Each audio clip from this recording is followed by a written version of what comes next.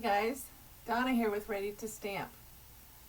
I am here today to share with you a technique that I really enjoy doing. It is watercolor technique using our blender brushes. No, I'm sorry, not the blender brushes. Using our water painters. In the water painters you get 3 different brushes. You get one that is a thinner one and a thicker one, and then you also get one that is a little bit wider, and this is the one we're going to be focusing on today. So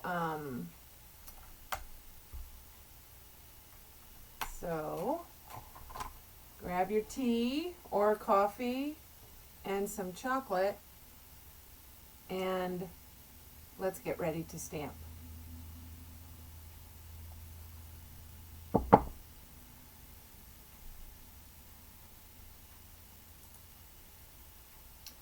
Okay, so here we go. I'm going to start with watercolor paper, and this watercolor paper has 2 sides. There's a rough side and a smoother side. It's not completely smooth, but that is my favorite side to use when I'm doing this. So in this watercolor, or I'm sorry, this water painter, you will notice that it has a barrel, and I just have some water in it. If you decide you want to use alcohol, you can do that too, and you just open it up, fill the barrel, close it back up. Okay, so the first thing I'm going to do, it has the words push on the side. So what I'm going to do, first of all, is clean off my brush.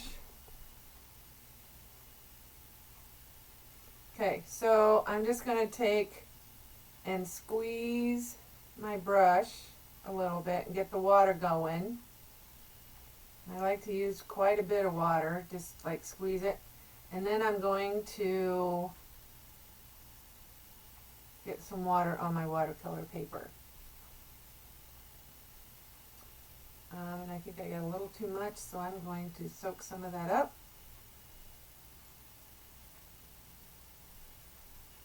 There we go. Now in the well of my stamp pad, I just opened it up. Well, you can squeeze it, but you can also open it up. And then I'm going to take my re-inkers for Blushing Bride and just give it a couple of drops. And I suggest every time you buy a stamp pad that you get a refill to go with it, because then it will last for a very, very long time. So I'm just going to add some of the color to where I put the watercolor, or the water.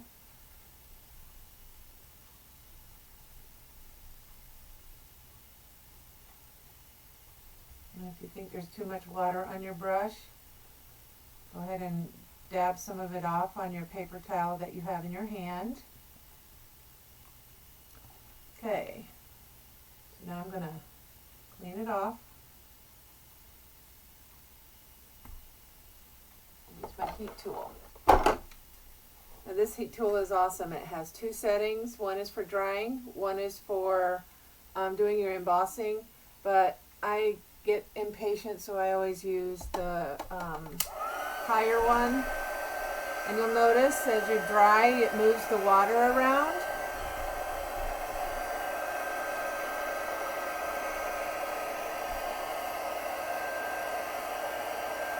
And I just move it around because if you hold it in one spot, it could burn it. So you're just going to want to move it around, and if there's too much water someplace, just kind of lift it up with your paper towel.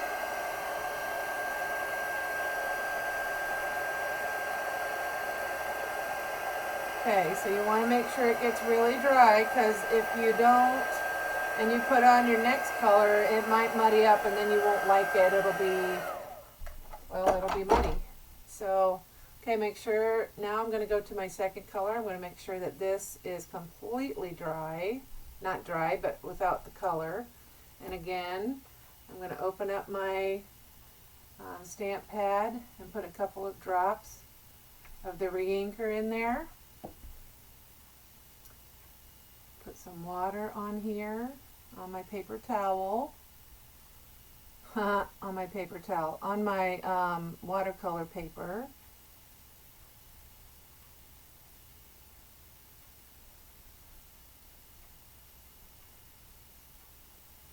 And so that I don't have to walk back and forth to my kitchen to get the water for the well of this water painter, I have a bottle that I use.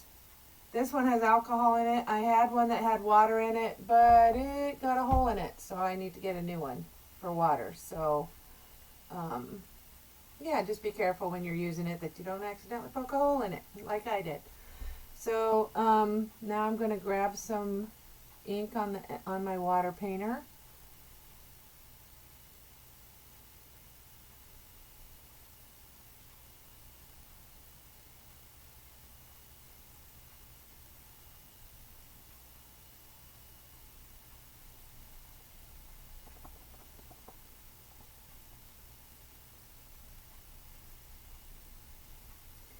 I just really like this because these don't come out the same every time. It's kind of like a surprise as to how it comes out each time you do this. You could even use the same colors and it will still come out different every time. Okay, so now I'm going to take my heat tool and I'm going to dry it up again.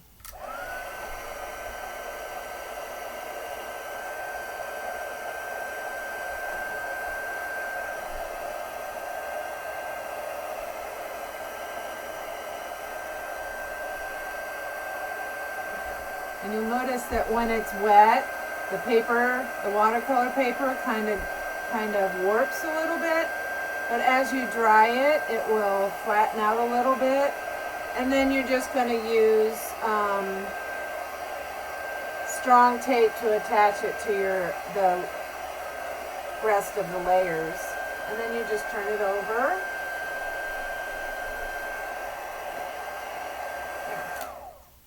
And dry it on the back of it. And so now what I'm going to do, I'm putting these away because I generally stick my elbow in it. So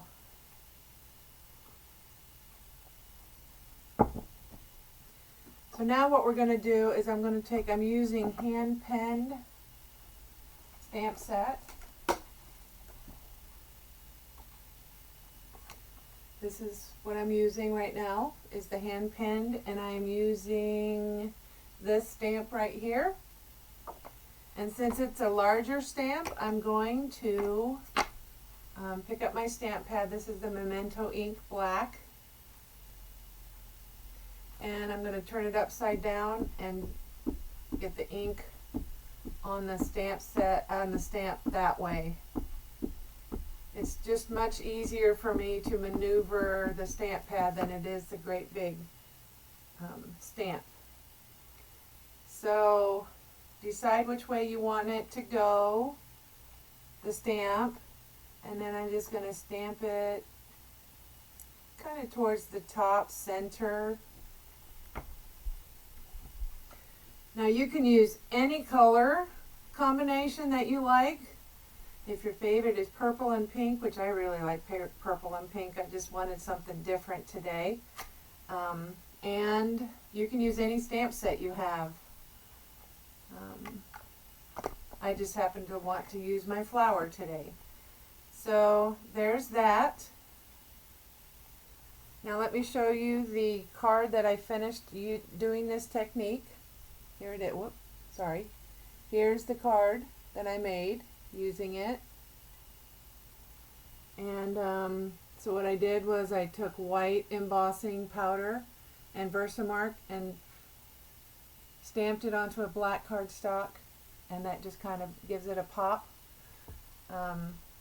So thanks for stopping by. I hope you enjoyed this.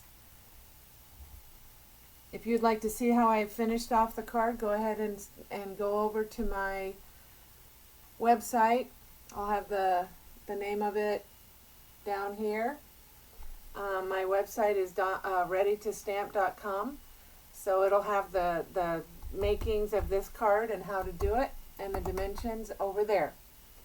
So I just hope that you enjoyed this card, and be sure to, if you liked it, be sure to hit the subscribe button and the bell to get notifications for whenever I post a video. Hope you're having a great day, and happy creating.